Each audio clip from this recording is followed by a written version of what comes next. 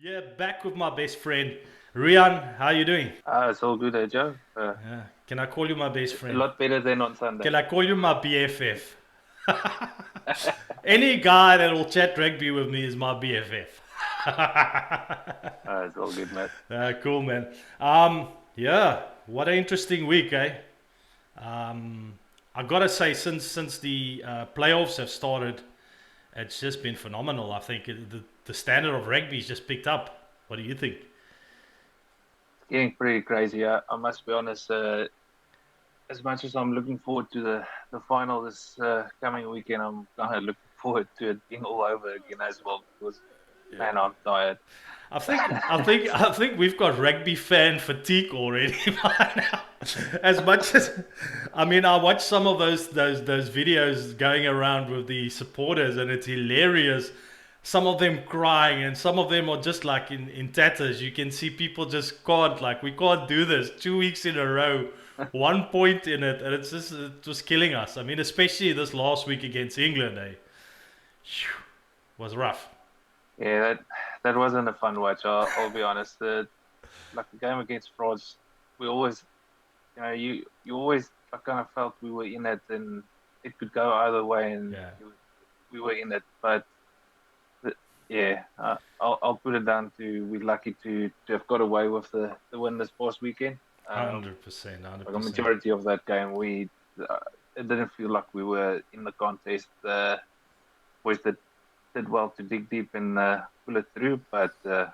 yeah, that was a nail biter to the Yeah. extreme. Yeah, I had to react to the game afterwards, and my initial reaction was very kind of like, I wasn't like going crazy, yes, Springboks, because it felt a little bit like you're glad you won, but it's almost like it's not far away from kissing your sister. You're not kissing your sister, but you're getting that close to kissing your sister. So that's how it felt to me. Like it was a rough one, eh?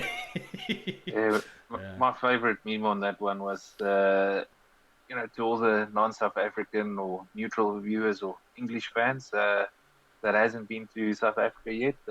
You've just been introduced to the smash and grab. That's it. That was a smash and grab for sure, for sure, for sure. I mean, how we got away with that one's is another thing. But let's first jump into the first one I wanted to have a chat about was actually the All Blacks versus Argentina.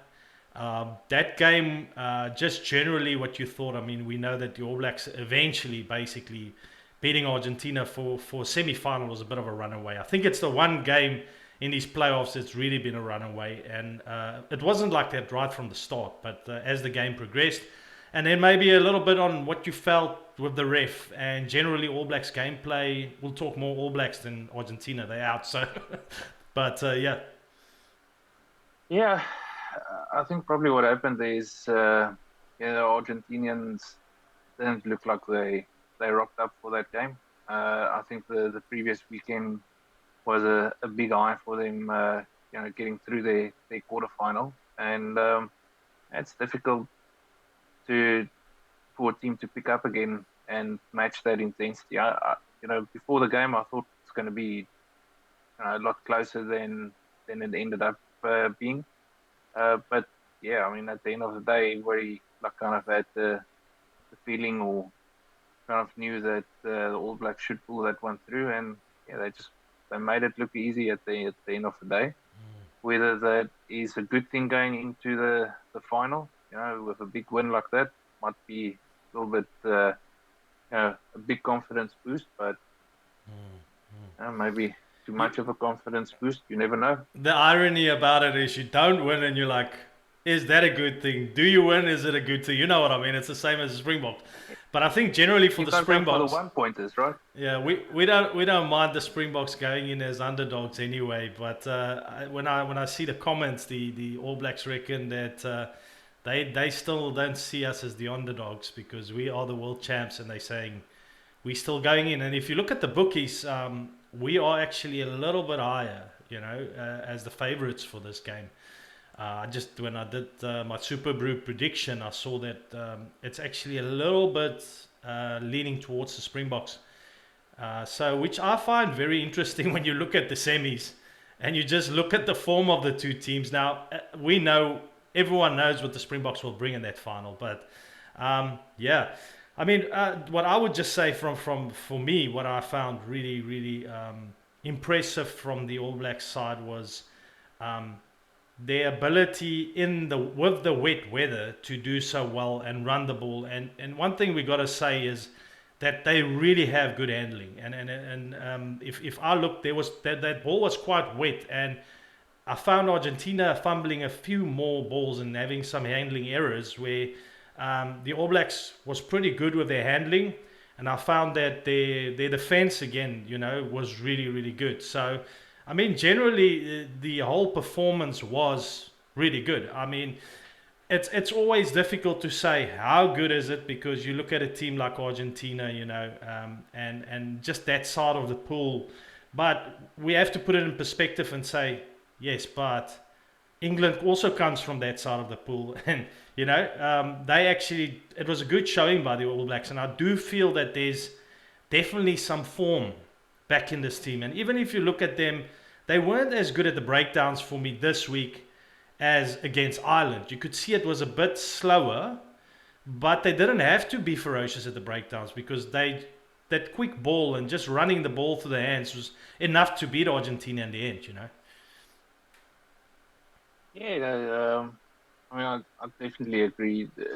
It still wasn't a perfect performance by the All Blacks, but yeah, it was definitely, scoreboard tells the story. It was a dominating performance, nonetheless. Um, yeah, probably a couple of takeaways from the game. The one thing I'm pretty sure they'll be discussing in quite some length in the debrief this week was the missed opportunity by Moanga. Yeah, We've got that. a 2-on-1 overlap. For Will they might Jordan. discuss with Yes. Lisa. Will Jordan could have had the 8th try, right? Was it? No, the 9th try. Yeah, tally of 8 for the tournament. So Will Jordan has also got 8 now.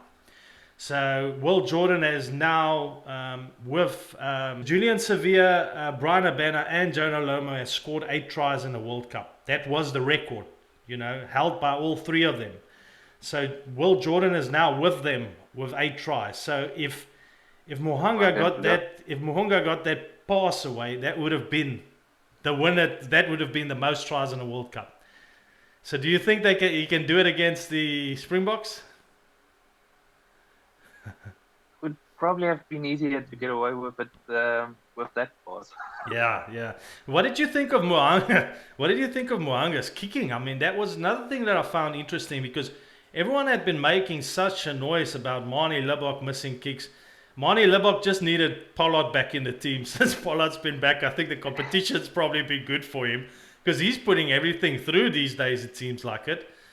So the kicking from the Springboks are actually looking pretty good. And then you look at the All Blacks and you're like, Mohanga missed some, it's not sitters, but pretty simple kicks.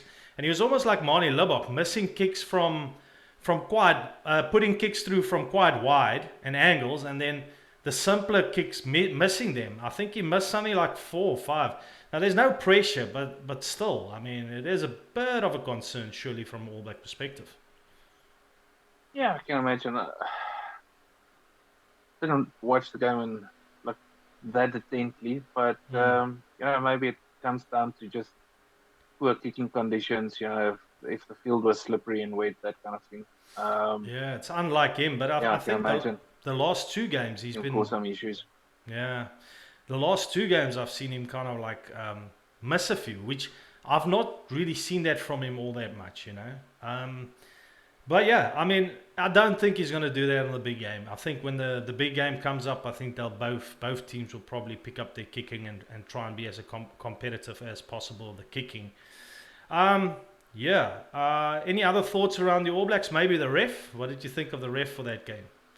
So it was Angus Gardner, Australian ref. I don't know if you could recall, but I think he was generally pretty allowing the game to flow for the most part, which I think has been a blessing for us this World Cup, that they've actually allowed Southern Hemisphere teams to blow a lot of these Southern Hemisphere semis, which, yeah, apart from England's all Southern Hemisphere teams. Yeah, I mean the officiating wasn't nothing really jumps out as being too obvious or having Ref caused any wasn't challenged, coincidences.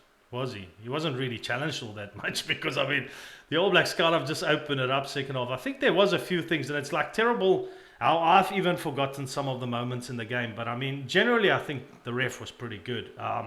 I think definitely what he allowed is the game to flow, which is the most important thing I think for most, especially the All Blacks. They like the game to flow, you know. Yeah, I think there was probably a one or two moments, if I recall, where Montoya uh, probably got that pronunciation a little bit wrong, but Yeah, Montoya. Montoya got Yeah. um, like pretty frustrated with the ref around the breakdown. Mm, Uh, and yeah, I think that's been the only real issue during this tournament so far. It's mm, just the inconsistency, like week to week, what is allowed and not allowed at the breakdown. yeah. And you got to feel for the players a little bit Yeah. in that regards, where if it's just a little bit more consistent, then like what's allowed this week is allowed next week. I think would make their lives a little bit easier as well. But yeah, I don't think there was any I like know there bias was at the least. one card again on No. Scott Barrett, but that was a very cynical slap down of the ball. I don't know why he does silly things like that in games. Um, yeah, that I can remember. And then otherwise, I mean, generally, I think the game was pretty. He left it to flow, which is I think suits All Black type rugby. You know, in On the many Scott ways. Scott Barrett yellow card, what's your feel on why he stayed off the field? Do you think Well. Ken Foster was practicing playing a man down, or they were that scared that he's gonna commit another foul and get a red card and be out for this weekend's game? I don't know. I honestly just think that it's generally just saying, look, I mean, we're so far ahead. It's actually rubbing. They actually scored a try still with 14 guys on the field. So, I mean, I think it was one of those things where if I don't have to risk more players getting injured, why care? We can finish this off with 14. I mean, it's one of those things where it really didn't even hurt the game at all. I mean, since he was off, there was more tries being scored. I think Argentina was just by then out of their legs. You know, they were being run riot like all over the field. So So does that mean you think he's just like kind of getting in the way, or not really having that?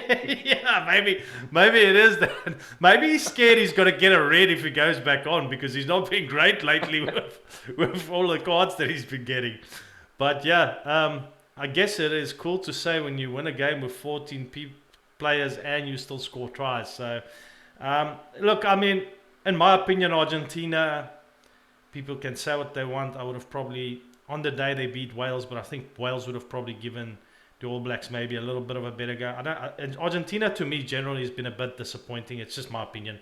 Like if you even looked against England, England smashed Argentina. So to me, the matchup of the All Blacks versus Argentina, I still feel Argentina was a quite bit more of a weaker team than England. England can step up to big games and come with a clever game plan. Try things. They can step up. If you look at all our past, games versus England, it's never been not a tight game at the start. Eventually, the Springboks usually get the better. But I'm not talking just World Cup, just generally tests. It's always pretty close. England will give us a go, and they kind of in that top 4 or 5 in their mentality always, even though they drop. Where Argentina has kind of been battling to get up there, but they've just been a bit disappointing in this World Cup, and I think almost too easy for them to get to that semis. Not easy. They had to obviously beat Wales, but it's just not been a matchup for me that was really great. Yeah, I think it just comes down to like kind of the DNA and style that the different teams play. Where England makes it a close game because their style compared to our style, it's very similar in you know the low risk, kick the possession, play territory, and just disrupt the other team's ball. And if Wales made it through to the semi, I think that would have been a very similar kind of game game style that they would have brought to that. Where Argentina, they need to have that intensity on the day to pull out the results, because their game plan, or when they successful in the big games, it's physicality. And you know they weren't dominating the breakdowns. They weren't really giving the All Blacks a hard time at the breakdowns, flying the ball down or anything like that. It's just like they didn't pick that intensity up, similar to the week before. Yeah. So Yeah, irrespective if it they kind were of going to looked like play. a They, long day out early yeah. in the game. Irrespective if they were going to play Wales or Argentina, I think they'll beat them. I just felt maybe Wales would have had a bit more experience and kind of brought a little bit more to it. If you look at England, England's not been great, but on the day they played something different. The weather conditions suited them, and I mean we might as well segue into that. The Springboks versus England, and what I found, that was a really wet game, and it played into their hands. I wonder if they knew beforehand, the research to know it's going to be that wet, because clearly, they came with a clever game plan and playing a lot of kicking. Now, generally they do it, but the big problem for them is most teams, if you even look at Fiji almost beating them, in that quarter, and Fiji beating them in the warm-ups. If you really start running the English and you run them through the backline, their backline defense is not amazing. I've seen them be broken, and I'm talking just a few games ago. Now, yes, they have improved, but if the Springboks had the ability to basically work through more phases and then send the backline and run and get that ball through the hands, but it just seemed like, to me, the whole game, like the ball just couldn't stick. It was just knock-ons after knock-ons and handling mistakes. And what was your thoughts on the game? I mean, when the broadcast cut across to the stadium and I just saw all the water, I'm like, oh, please change the team. The team that we selected, this is not going to work. It's going to be tough. Mani wanting to run with Quibus. It wasn't conducive. The team selected, the starting lineup wasn't conducive to the conditions. I think originally maybe the plan was to run it. And yeah, on the day, the weather just didn't allow that. And the guys had to adapt. And in all honesty, they might have been a little bit slow in changing things up and playing to the conditions. And they almost paid the price for it big time. So. I also did not get it that they had some game plan to play the up and under, but they were kicking the same deep kick on Freddie Stewart over and over. And I mean, Freddie Stewart, usually I've seen him make a few mistakes under the high ball, but he was outstanding for most of the game. Right to the end, he had that one knock on that eventually ended up in points. But for the most part, he was outstanding under the high ball. It was just like, it felt to me like we went in there with one type of game plan and it was kind of just not coming off for most of the game. I just felt that, my opinion, like maybe again, always I sound like a broken record, but the times where we played phases and we just played the short passes, and worked through the phases, I felt that worked well. But before we could do something, there was a handling error again. Now I know the ball was wet, but I felt England probably had better handling than us. Now we know they like fishes. They from they're from England where it always rains, so they're used to it. But I mean, I would have felt that we should have just kind of tried to play it a little bit more in the forwards, like you say, maybe just not the team, but also just I felt quite often still wanting to bring it through the backs, and then you'd have a Krill knocker ball, and then some of our kicking just was poor. That it seemed like it was not really contestable, where their kicking really put us under pressure. You saw Orense battle under it. Willemse had I've never seen him play. Well, I haven't seen him play a game like that in a long time. He was very poor under the high ball. I was actually, for a change, happy when they put Willie Leroux onto the field. Yeah, I mean, hats off to the English. It wasn't just Freddie Stewart under the high ball. It was a team effort with him catching the high ball. Because it kind of bothered me a little bit. I went back and specifically watched why they had that like kind of success on the kicks. And every time we put a high ball up, there there was always like 3 or 4 players running back in Yeah. like formation, and they just Ah. like kind of make an umbrella and close the gap. So they never changed the line or whatever. But by the time you like 10 meters away from the catcher, there's no space to contest for the ball, and to get through that defensive pattern, the block shield that they were running in front of that. And what the English did very well on their eyeballs is every time they contested for it, they weren't contesting to catch. They went up to just disrupt Disrupt. the Yeah. the Okay. Springbok catcher. They were jumping into the player and Mm. just bumping them out of the line of the catch, Yeah. which kind of, I don't know what the rules are pertaining to that, but Yeah. clearly they were allowed to do it, and they played it perfectly. It was Look, very effective. the English have always done it. They'll try and manipulate things wherever they can. Sorry to say, but it's not like any team won't, where they get an opportunity. But right from the start, you could see. I mean, even their captain, the way he backchats the ref, which cost it cost him in that game big time because he thought he'd be able to get away with it. And just generally, they push the limits for me always to try and manipulate things, and it didn't come off for them at the end. And you know what? If you think about that game, South Africa was really poor on the day. Like most things just didn't come off. We made mistakes. It just felt like England weren't playing beautiful rugby. They were making it scrappy. But the fact is, everything was coming off for them, and they were actually the better team for most of the game. But once again, we see what the Springboks can do, and I think as much as I would say Rassie and Jock this time's got to say hats off to Borthwick, which I'm surprised because they've never thought much of the guy since he's come in because it's just been poor from England so far.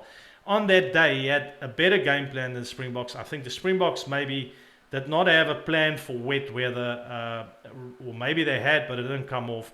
But the one thing that the Springboks did very well again for me, and that Rassie and Jock has really been building on, is the fact that the depth, because we saw again the impact. For me, two guys that made a big impact on this game was Ergie Snyman and Dion Fourie, and I was like, oh no, don't take off Bongi for Dion. I felt like, ooh, I was a bit worried there, just because of the throw-ins and stuff, and we weren't great in the linehouse either.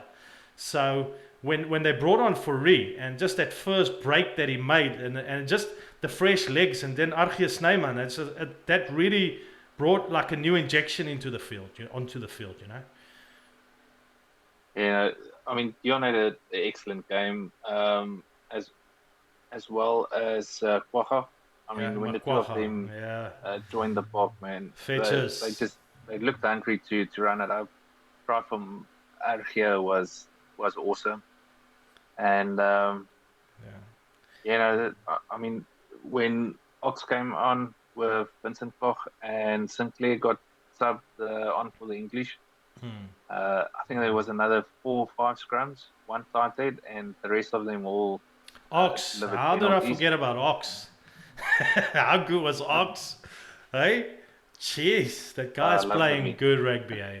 That guy's playing good rugby. Salads don't win scrums. That's it. That's it. No, I thought Ox was fabulous. He played such a good game. Yeah. So I mean, for me, I must say what was a bit disappointing was, and I don't know if you also maybe think this, that these guys are just also tired. They've had really tough games. Coming up. We're not looking for excuses here, but if you look at this game, you looked at the French game, you look at the Irish game before then. It's been really, really tough games back to back for the Springboks. And if you look at someone like Etzebeth, he's been looking off a bit lately. And some of the other players like Dwayne Vermeulen looked to me flat. It didn't look like they were making the carries like they usually do. And there was just a few players that really seemed a little bit off their normal game to me. And I think it's just maybe really World Cup fatigue. It's been a tough road for the Springboks in getting up to the finals. Yeah, I mean, again, it comes down to that. Like the game against France was huge, man. Yeah, but you got to say, Rian, I don't think for the finals the guys will be. It'll be the same story because they'll all have a different mindset where they'll be like it's the last one, eh? So maybe we won't see this again. I don't think for both teams. All Blacks and Yeah, Springboks. I think it will probably be easier to pick yourself up, for the final being the big dance. And, like, pose the question to you, would you rather go into the match having come off a 1 point win or go into the final off almost 40 point win? What do you think is the better preparation? For me, when I'm thinking Springboks versus All Blacks, probably best preparation for both teams. Because if I look at the All Blacks love scoring tries and winning, and they kind of get their confidence from tries and from that they feel is their form. So they got a different way. If you see the All Blacks game to game to game lately since they've been finding form, they've played games where they could score a lot of tries and build momentum from that. I think much more than there was the one game. It was close versus Ireland, where I got to take my hat off. They were ferocious at the breakdowns. I really felt they were really good at the breakdowns. Sam Cane especially impressed me quite a bit. But I mean, since then it's been all kind of like try time kind of games. But from a Springbok perspective, again, what's better from a Springbok perspective? I think going into this type of game, having just scraped through 2 games and kind of going a little bit with not too much confidence, because it's like they always say, wounded Springbok saying, wounded Springbok's a dangerous Springbok. I do feel they're going with a bit of that mentality into this game, because they kind of haven't had it easy. So it is true what you're saying. What would you rather have? But I think for the All Blacks, I don't think it's probably a good thing. If they had such close games, I don't know if that would have been good for their confidence, because they love scoring tries. So I guess it just makes for a great final.